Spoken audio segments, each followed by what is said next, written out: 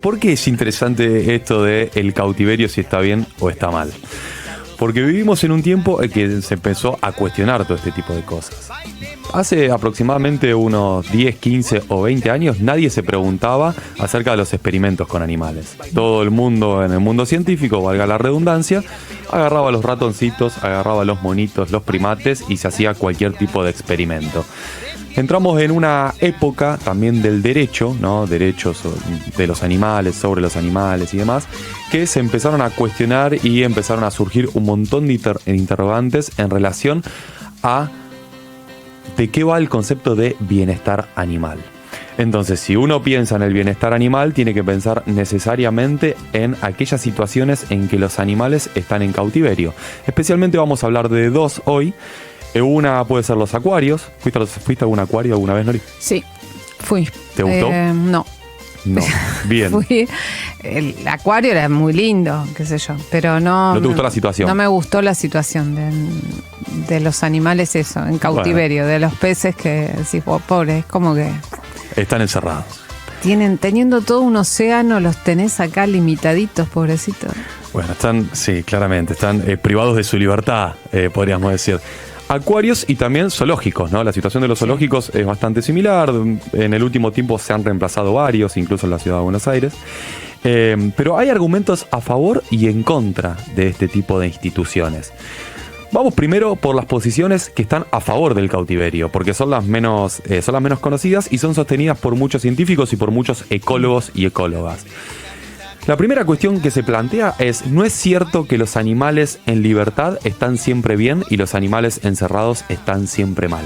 ¿Por qué? Porque los animales en libertad se enfrentan en la actualidad a un montón de amenazas. Pensemos, por ejemplo, en las ballenas, ¿no? En los cetáceos. Tienen la amenaza del cambio climático, por supuesto, tienen la amenaza de la contaminación también, tienen la amenaza de los microplásticos, es decir, mueren mucho más que antes. Y no es cierto que estén decididamente mal cuando están en un acuario. ¿Por qué? Lo que dicen los ecólogos que están a favor de que ciertos animales en ciertas condiciones estén en los acuarios es que tienen, para empezar, un servicio de veterinario todo el tiempo. Y que en general se los nota satisfechos. Es decir, y acá nos metemos en un punto que es un punto de discordia que, de vuelta, tiene que ver con el bienestar animal. Después dicen otro punto a favor. ¿Cuál es el segundo punto a favor? Bueno, la única manera de poder conocer, ¿no?, de qué va esta biodiversidad que hoy forma parte del planeta es a partir de su cuidado. Hay muchos animales que están en peligro de extinción, que si no los tenemos en cautiverio, es el mismo argumento que dan muchos amantes de los zoológicos. ¿Te puedo decir dos argumentos? Ya no empezamos a pelear. No nos peleamos, pero es que me llama la atención el razonamiento, porque decís, el hombre se pone en el lugar de Salvador del reino animal cuando todas las alteraciones que provoca en la naturaleza las hace el hombre. No es que las ballenas comen plástico porque de pronto el plástico surgió en el mar. Entonces me parece como, en lugar de pensar en un cambio de la cultura humana, pensar en, bueno, los aíslo para que estén mejor y yo me ocupo de que estos pocos que yo aislé puedan vivir mejor. Mientras tanto, tengo el resto que... Es una solución de parche, ¿no? Totalmente. Es una solución de parche. Me parece que... bueno, lo que te dicen en muchos casos es que conocer es preservar, ¿no? Y que una manera de preservar es seguir sosteniendo este tipo de instituciones, entre comillas, o no tanto entre comillas, de encierro. Esto, que los animales en general cuando están en cautiverio viven más y en mejores condiciones. Esto es cierto, viven más, está comprobado, pero bueno, porque tienen todas las facilidades a disposición. Y el pretexto es que funciona como una fuerte herramienta de divulgación de ciencia.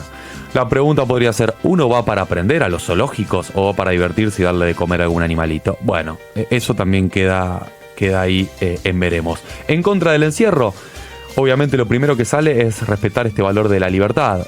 Todos creo que hemos visto en estos videitos que todo el tiempo pasan, ¿no? Y vemos y tenemos acceso mediante el celular, qué lindo es cuando a un animal lo liberan, ¿no? ¿Viste esas liberaciones que se hacen después de estar durante mucho tiempo en cautiverio? La segunda cuestión para estar en contra tiene que ver con esta idea. Los animales son cosificados. ¿Por qué son cosificados? Porque en general están en lugares muy chicos y que en general buscan crear instalaciones a través de las cuales sean vistas por el público. Es decir, no necesariamente esas instalaciones responden a una comodidad de los animales. Verlos encerrados, por otra parte, no ayuda a comprender absolutamente nada, no brinda ningún aprendizaje, porque no están así en la naturaleza. No, por eso le cambias las condiciones. Son situaciones absolutamente. No están sus depredadores, ni tampoco en la naturaleza tienen veterinarios, con lo cual se está tergiversando absolutamente todo. Y entre otras cosas que yo nunca lo había pensado, es que cuando uno chequea este tipo de instituciones, dice, uno de los grandes objetivos tiene que ver con demostrar o exhibir la biodiversidad que hay en el planeta. Y la realidad es que cuando uno va al zoológico o cuando uno va a un acuario, en general se muestran los animales más atractivos para el público, ¿no? Porque si uno tiene que demostrar la biodiversidad que existe en el planeta, tendría que empezar por mostrar insectos, hormigas, que son menos atractivos y generan menos venta de tickets.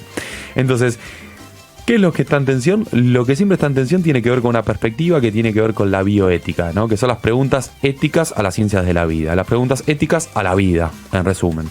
Que tiene que ver con esta pregunta de si el fin justifica los medios.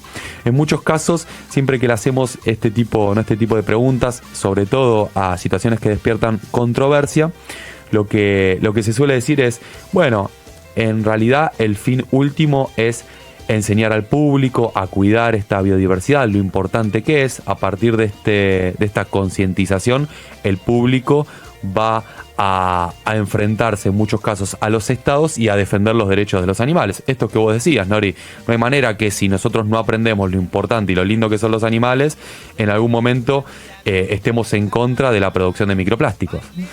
Sin embargo, aquí se podría decir nuevamente que difícilmente el fin justifique los medios, porque los medios tienen que ver con reproducir situaciones que no tienen nada que ver con la vida de esos animales. Entonces, me parece que es momento, en tiempos en que estamos repensando nuevamente cuáles son los derechos de los animales y efectivamente pensar en dónde reside el bienestar animal, en que nos empecemos a preguntar si verdaderamente tiene algún sentido que sigan existiendo estas instituciones de encierro, ¿no? Y siempre la pregunta va hacia lo mismo, por más que nos parecen demasiado abstractas este tipo de preguntas, son preguntas que tienen que ver con la esencia, ¿no?, de los animales, y tienen que ver con si efectivamente nosotros, los seres humanos, nos consideramos animales y si nos gustaría estar en una situación similar o parecida. Me parece que tiene que ver con esto. ¿Por qué traje esta columna? Porque en España se está comenzando a discutir, hay una nueva ley que regula el bienestar animal y está empezando a regular todo este tipo de cuestiones. Y estuve hablando con gente que se especializa en todos estos temas en Argentina y se viene este tipo de discusiones al país. Se comienza a cuestionar incluso aquellos espacios en que hipotéticamente están asegurados sus derechos. Así que vamos a tener que hablar.